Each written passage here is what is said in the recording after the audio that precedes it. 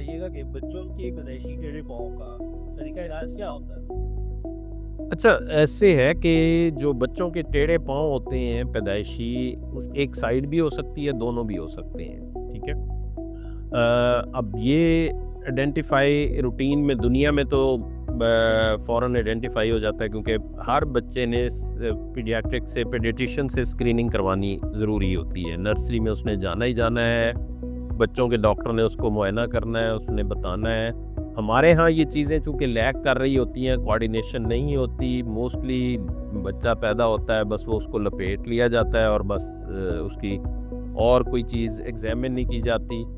तो अगर जूँ ही यानी आइडेंटिफ़ाई होता है ना कि वो चाहे 5वें दिन हो, चाहे पहले दिन हो, चाहे तीसरे दिन हो, तो आपने एक दफ़ा ऑर्थोपेडिक सर्जन को ज़रूर दिखाना है। अगर तो माइल्ड टाइप ऑफ टेढ़ापन होता है, माइल्ड से मुराद आपको जो ऑर्थोपेडिक सर्जन है वो बताएगा कि जी ये बहुत थोड़ा-सा है, इसको मदर अगर स्ट्रेचिंग और एक्सरसाइज़ कराएगी तो उससे भी बेहतर हो जाता है। यानी ज़रूरी नहीं है कि हमने इमीडिएट उसको प्लास्टर की तरफ या कुछ और ट्रीटमेंट की तरफ लेकर जाना है। तो stretching is the only possibility शुरू में, जो अगर आइडेंटिफ़ाई हो जाता है और बड़ी उसकी ग्रेडिंग माइल्ड है, तो वो स्ट्रेचिंग से भी बेहतर हो जाता है, ठीक हो जाते हैं ऐसे बच्चे।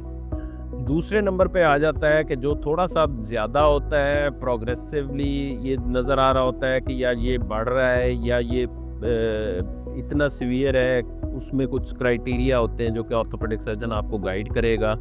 जो डॉक्टर देखेगा वो गाइड करेगा कि जी ये इसमें चूँकि ये चीज़ें इसमें आ गई हुई हैं, तो हम इसको प्लास्टर के बगैर ट्रीटमेंट नहीं करेंगे।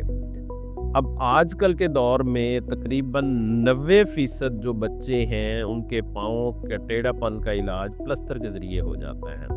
हर हफ्ते के डिफरेंस से प्लास्टर लगाया जाता है, हर हफ्ते उसको प्लास्टर लगाने पड़ते हैं, पहले वाला उतारते हैं, पहले ख़ास पोजीशंस में रख के, क्योंकि ये प्रॉब्लम होती है जॉइंट्स की। ये पट्ठों की डायरेक्ट प्रॉब्लम नहीं होती, ये जॉइंट्स की प्रॉब्लम होती है।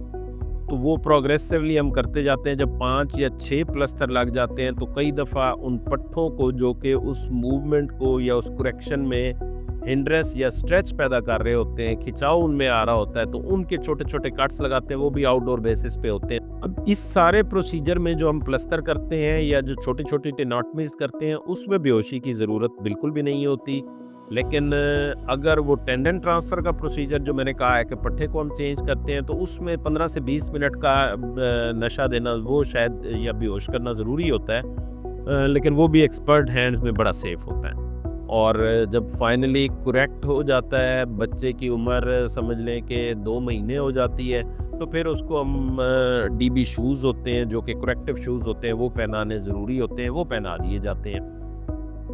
अब प्रॉब्लम तब शुरू होती है ज़्यादा कि जब उन करेक्टेड शूज़ में करेक्टेड फीट के साथ जब बच्चा प्रोग्रेसिवली बड़ा हो रहा होता है, तो फिर पाँव टेढ़े होने की तरफ आना शुरू हो जाते हैं। उसमें पेरेंट्स को ये एक गाइडेंस के तौर पे मैं बताना चाहता हूँ कि आपने वो बच्चे के जो करेक्टिव शूज़ या टेढ़े पाँव के जो शूज़ बनवाए थे, उनको लाइटली नहीं लेना। माँ का दिल बहुत नरम होता है, बच्चे को शूज़ पहनाती है, बच्चा रोने लग जाता है, वो उसको उतार देती है। उससे प्रॉब्लम वर्स होती है, प्रॉब्लम बढ़ती है, दोबारा बच्चों के पाँव जो है ना वो टेढ़े हो जाते हैं। इसलिए ये मेरी पेरेंट्स से रिक्वेस्ट है कि जब करेक्ट हो जाता है तो ये करेक्टेड रहते हैं।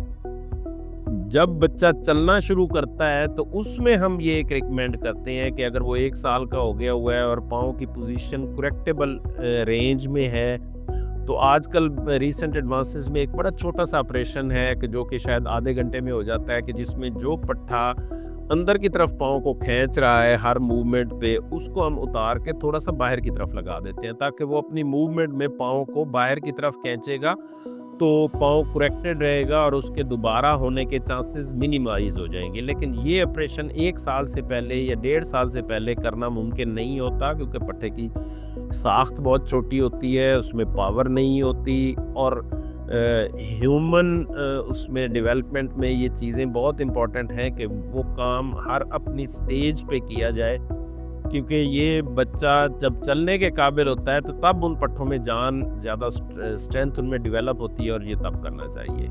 तो मेरी नज़र में आजकल 90 से 95% बच्चों में पाँव के टेढ़ेपन का इलाज प्लास्टर या बहुत ही छोटे से माइल्ड ऑपरेशंस के ज़रिए हो सकता है।